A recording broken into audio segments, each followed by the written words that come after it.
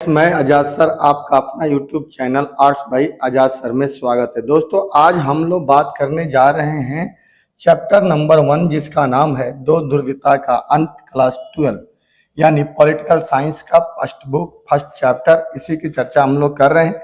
इसमें दोस्तों मैंने आपको लगातार 3-4 वीडियो बताया है, जिसमें हम आपने बेसिक कंसेप्ट बताया। उस बेसिक कंसेप्ट के बाद हमने आपको सोवियत संघ के उदय अपने चैनल पे हमने प्लेलिस्ट में डाल रखा है।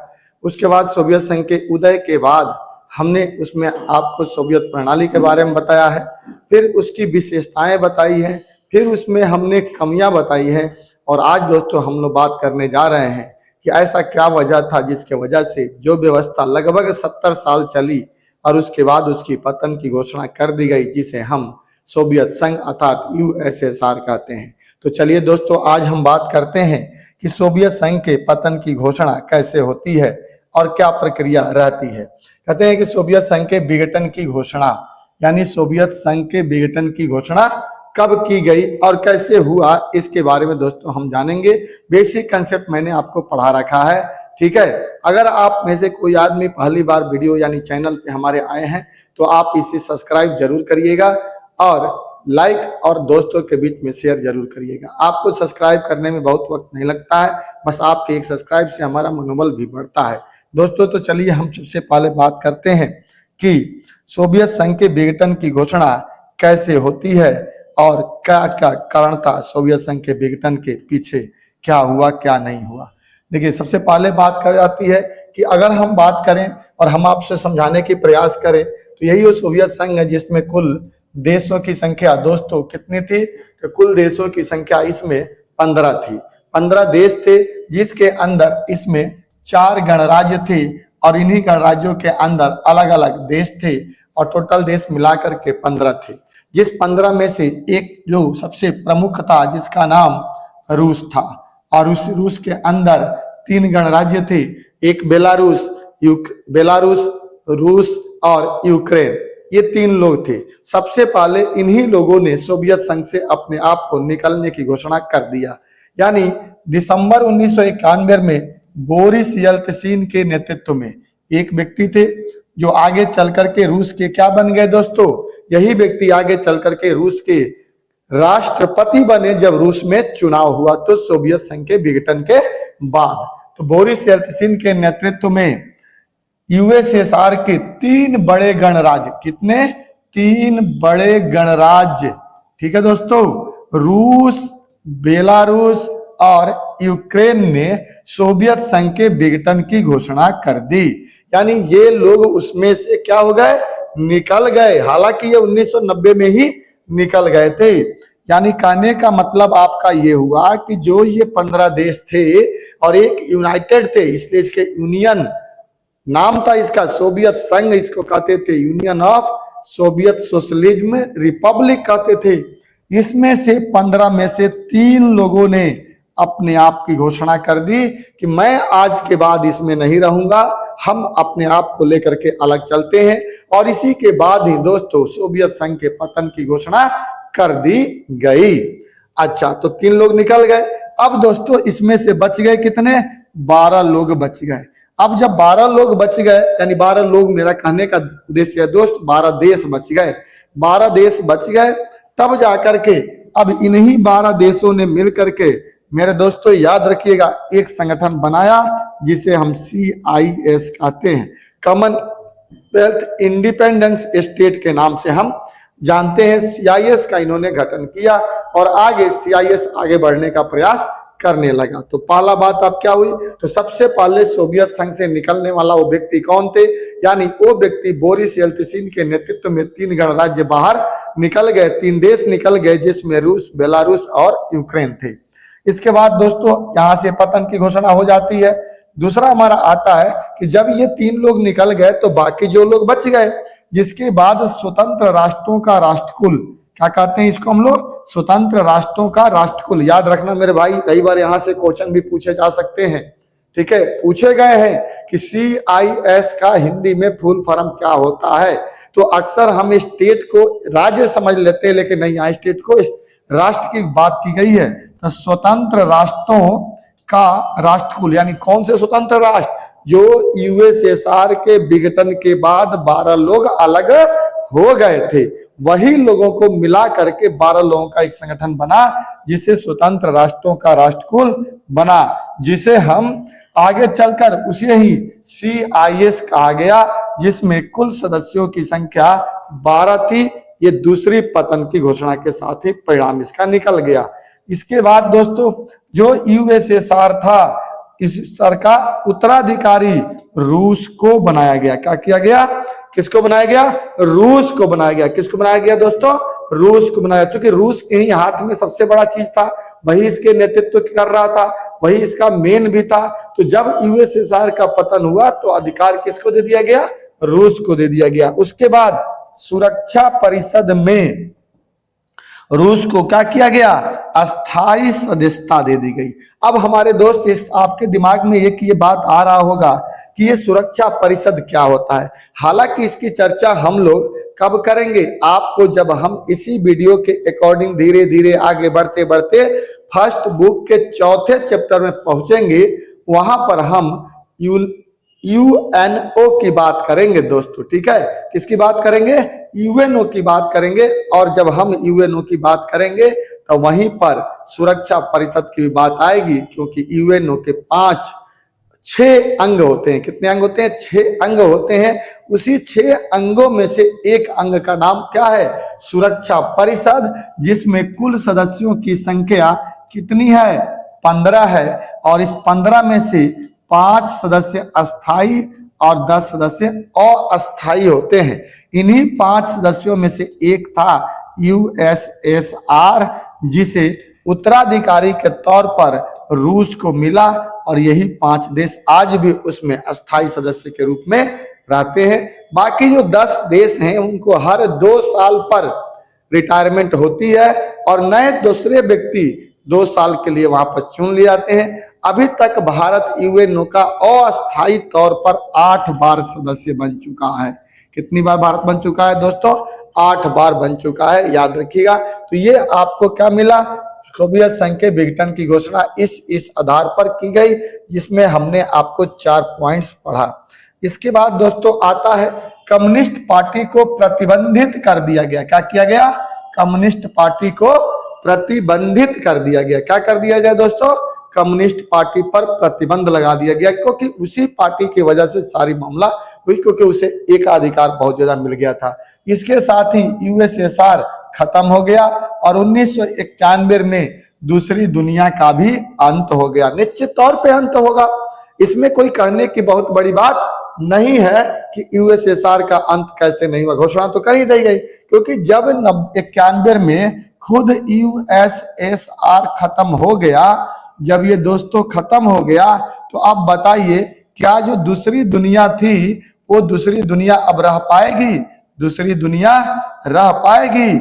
नहीं रह पाएगी, क्योंकि दूसरी दुनिया तो यूएसएसआर ही थी, पहली दुनिया तो अमेरिका था, अर्थात पूंजीवाद था, और पूंजीवाद ही तो बच गया अकेला।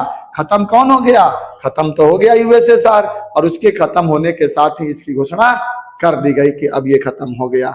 ठीक है दोस्तों, तो हमने इसमें घोषणाएं पढ़ी कि किन किन वजह से इसकी घोषणा का पतन कर दिया गया। अब अगला वजह है दोस्तों कि सोवियत संघ के विघटन के कारण क्या थे? ऐसा क्या कारण था जिसके वजह से इसका पतन हुआ? कुछ तो कमियां रही होगी, वरना इतने लंबा समय, लगभग 70 साल, दुनिया की दूसरी अर्थव्यवस्था, इतनी बड़ी कम्युनिटी, और इसके बावजूद भी ये पतन के रास्ते पर चला गया। ठीक है दोस्तों, ये आपके लिए इस बार एग्जाम में बहुत ज्यादा इंपॉर्टेंट है। आप थोड़ा पढ़ने पर ध्यान दीजिए, चीजों को समझने की कोशिश करिए। कितनी मेहनत करके हम आपके लिए ये बना करके लाते हैं, आप इसे जरूर देखिए और आप इसे लाइक जरूर करिएगा, एक कमेंट भी करिएगा, और कहां से कमेंट कर रहे हैं ये भी बताने का प्रयास करिएगा। सबसे पहला हम इसके पतन के कारण में एक मानते हैं, वो क्या था? साम्यवादी तानाशाही। ठीक है दोस्तों, क्या था दोस्तों? साम्यवादी तानाशाही था। साम्यवादी तानाशाही का मतलब था कि जिस तानाशाही के खिलाफ सोवियत संघ मार्केट में आया था, यानी दूसरी अर्थव्यवस्था बना था, वही आगे चलकर धीरे धीरे ये तानाशाही का जनक बन गया, जो इसके पतन का एक कारण था। इसके अंदर में 4 बातें आती है, वो याद रखिएगा। पहला, एक ही राजनीतिक दल का यहाँ पे महत्व, यानी एक ही राजनीतिक दल का मतलब था एक पार्टी का महत्व, एक पार्टी का महत्व, यानी कम्युनिस्ट पार्टी। अब बताइए, किसी भी सत्ता में जब हम एक पार्टी का महत्व देंगे तो निश्चित तौर पे वो पार्टी क्या हो जाती है, तानाशाही हो जाती है। यहाँ पर यही हुआ, तो एक पार्टी का महत्व दिया गया, जिसके वजह से मौलिक अधिकारों का भी अभाव हो गया, यानी मौलिक अधिकार बहुत ज्यादा यहाँ पर टिक नहीं पाया और मौलिक अधिकार लोगों को धीरे धीरे छीने जाने लगे। आगे दोस्तों हम बात करते हैं, अगला है, तो इसमें जो बात का तीसरा पॉइंट है, विचारों की अभिव्यक्ति की स्वतंत्रता समाप्त हो गई।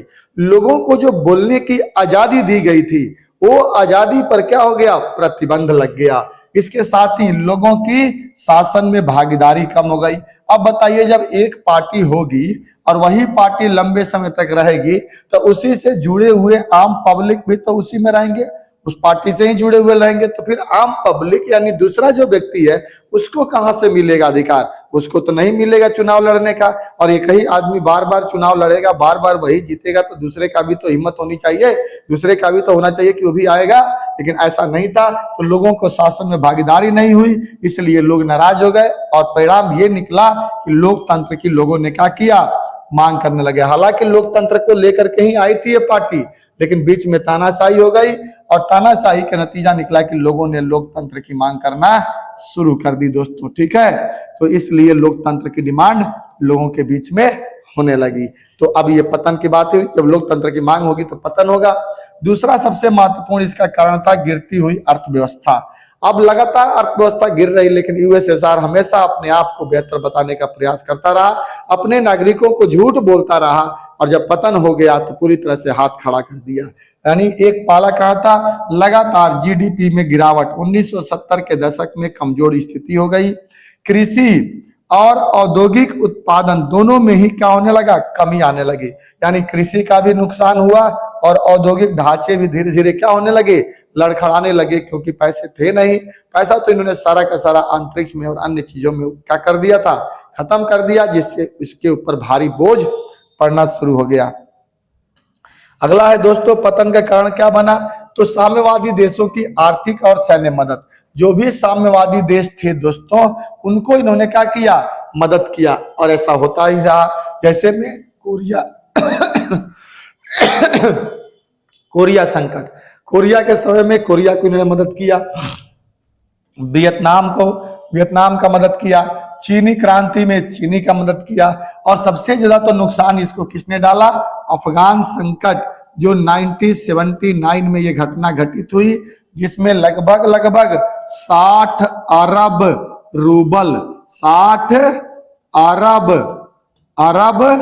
रूबल का किसको नुकसान हुआ, यूएसएसआर को नुकसान हुआ। इसके अलावा कोरिया संकट हो, वियतनाम संकट हो या चीनी क्रांति, सबने क्या किया, नुकसान किया, और नतीजा ये हुआ कि यूएसएसआर पूरी तरह से कंगाल की स्थिति में आ गया और यहीं से इसका पतन का रास्ता खुल गया। इसके बाद दोस्तों, पश्चिमी देशों से आगे निकलने के लिए अंधाधुंध सैन्य खर्चा किया, सेना पे बहुत ज्यादा पैसा इन्होंने खर्च कर दिया। और आपको पता है ना दोस्तों कि सेना पे यानी हथियार पर पैसा करना एक अतिरिक्त बोझ होता है, ये पैसे से कोई हमें रिटर्न नहीं मिलता है। यानी हमने जैसे मान लीजिए कि हमने कोई बिजनेस किया, तो हमने 10 रुपया लगाया, तो उससे डेली 1 रुपया या 2 रुपया हम कमा तो रहे हैं ना, तो कुछ तो आउटपुट हो रहा है। लेकिन जब हमने हथियार बंदूक खरीद करके घर में रख दिया, तो उससे हमें क्या आउटपुट मिलेगा, वो तो सीधा सीधी एक ही बार खर्च ही हो जाएगा। तो पैसा हम हथियारों में तब लगाते हैं जब हमारे पास बचते हैं पैसे, और खाने पीने के एक्स्ट्रा पैसे होते हैं, तो एक्स्ट्रा फिजूल खर्चा हम उसमें लगाते हैं। लेकिन इन्होंने तो खाने पीने के पैसों से कटौती करके ही उसमें लगा दिया, इस बात के लिए कि हम भी आपके बराबर हैं, ठीक है। शस्त्रों की होड़ और आंतरिक अनुसंधान की दौड़ में सब कुछ लगा दिया, लुटा दिया गया, जिसका नतीजा हुआ कि सोवियत संघ का पतन का कारण हुआ। इसके अलावा दोस्तों, चौथा पॉइंट था नौकरशाही का बोलबाला। बड़े अधिकारी छोटे लोगों की कोई बात सुनते नहीं थे, गैर जिम्मेदार हो गए थे, कोई सुनवाई नहीं हो रही थी, और यही सब क्या था, इससे जनता लगातार क्या हो रही थी, नाराज हो रही थी। जनता के बीच में लगातार क्या हो रही थी, असंतोष उभर रहा था, और जनता इसके खिलाफ आवाज उठाने लगी। प्रशासन में भी भ्रष्टाचार पनप गया था, कोई निगरानी नहीं, प्रशासन पर कोई देखने वाला नहीं था। पश्चिमी देशों से सूचना और तकनीकी के क्षेत्र में भी पिछड़ गए थे। 70 के पहले यूएसएसआर ने जनता से झूठ बोला कि हम सूचना और तकनीकी के क्षेत्र में अमेरिका के बराबर हैं, लेकिन 1998 के दशक 80 के दशक में बात खुल गई कि हम बराबर नहीं है, जो यूएसएसआर के पतन का कारण बन गया। यानी हकीकत बातें खुल गई। शायद ये बता दिया होता कि मेरे पास पैसे नहीं है तो जनता इसको मदद करने के लिए तैयार हो सकती थी, ऐसा नहीं है। हम भी तो उसी देश के नागरिक हैं। आज भी हमारे देशों में, दुनिया के देशों में कहीं पे संकट आता है तो वहां का नागरिक उस देश के लिए मदद करता है। आपने अगर झूठ नहीं बोला होता और ये कहा होता कि हम निश्चित तौर पे पिछड़ रहे हैं, इसके पीछे वजह यह है, तो शायद वहां की जनता आपका साथ देती, क्योंकि आपने ही तो जनता के लिए रोटी, कपड़ा, मकान, शिक्षा, स्वास्थ्य जैसी सुविधाएं दे रखी थी। तो क्या जनता आपकी मदद नहीं करती? निश्चित तौर पे मदद करती, लेकिन आपने तो एक भी बात नहीं बताया, झूठ बोला, और एक ही बार जब वक्त आया तो आपने हाथ खड़ा कर दिया, जिसका नतीजा ये हुआ कि सोवियत संघ पतन के कगार पर आकर बिल्कुल खड़ा हो गया था। अब वहां से उसे रिटर्न यानी वापस लौट पाना बड़ा ही मुश्किल था। हालांकि मिखाइल गोर्बाचोव उसे बहुत ही प्रयास कर रहे थे वापस लाने की, लेकिन फिर भी बात बनी नहीं। अब विद्रोह की प्रक्रिया शुरू हुई और पतन के इन्हीं कारणों से पतन हो गया। इसके अलावा जनता में असंतोष, सबसे बड़ी बात होती है असंतोष की भावना विकसित हो गई। 1980 के दशक में असंतोष, अब इस असंतोष को आप कैसे रोक सकते हो? आप सब कुछ रोक सकते हो, लेकिन जनता में जब असंतोष आ जाए तो उसे रोक पाना हमारे लिए क्या है, बड़ा ही मुश्किल हो जाता है। इसके बाद दोस्तों गोर्बाचेव की नीतियां, कुछ लोग कहते हैं खुलापन और पुनर्गठन की नीति भी पतन का कारण था। प्रभुत्व, रूस का प्रभुत्व, एक देश का ही ज्यादा प्रभुत्व था, बाकी देश भी नाराज थे। शक्तियों का अत्यधिक केंद्रीकरण हो चुका था, बहुत ज्यादा एक ही व्यक्ति के हाथ में आ गया था। अफगान संकट जो 1979 में, मैंने कहा ना 60 अरब रूबल का इसमें नुकसान हुआ था। और सबसे बड़ी बात थी दोस्तों राष्ट्रवादी भावनाओं का और संप्रभुता का विकास। अब धीरे धीरे हर देश के अंदर राष्ट्रवादी भावना आ गया था। तो वो जो छोटा छोटा देश था ना, इसके साथ वो चाहता था कि अब हम आपके साथ ना रह करके हम अब अकेले ही रहना पसंद करेंगे। क्या करेंगे? अकेले ही रहना पसंद करेंगे। कम से कम मेरी पहचान तो होगी, अपने देश का नाम तो होगा, हम इस देश के नाम तो जानेंगे। आज हम यूएसएसआर के अंदर हैं तो मेरे लिए क्या पहचान है? बस एक ही पहचान है, हम यूएसएसआर के मेंबर हैं। ना हमारे देश का अस्तित्व, ना हमारे खुद का अस्तित्व है, इसलिए हम आपके साथ नहीं रहेंगे। हम अपना अलग देश बनाएंगे, हम अलग रहेंगे, अपनी खुद की पहचान बनेंगे। ये राष्ट्रवादी भावना कहीं ना कहीं सबसे ज्यादा प्रबल सिद्ध हुई। किसके पतन में? सोवियत संघ के पतन में। इस प्रकार ये 12 पॉइंट है दोस्तों, आप आराम से इसको लिख सकते हैं और नोट्स बना सकते हैं। आपके लिए बहुत बेहतर ये नोट्स बन सकता है।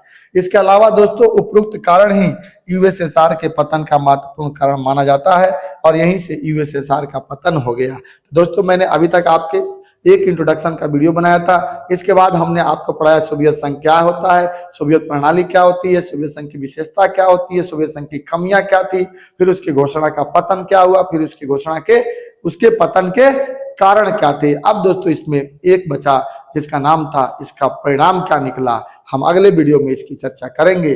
अगर दोस्तों आपको ये वीडियो अच्छा लगे तो आप इसे लाइक और शेयर जरूर करिएगा, अपने दोस्तों के बीच में शेयर करिएगा, सब्सक्राइब जरूर करिएगा और एक कमेंट जरूर करिएगा कि हम कहां से आपको वीडियो देख रहे हैं। हमें काफी खुशी होगी। जय हिंद, जय भारत।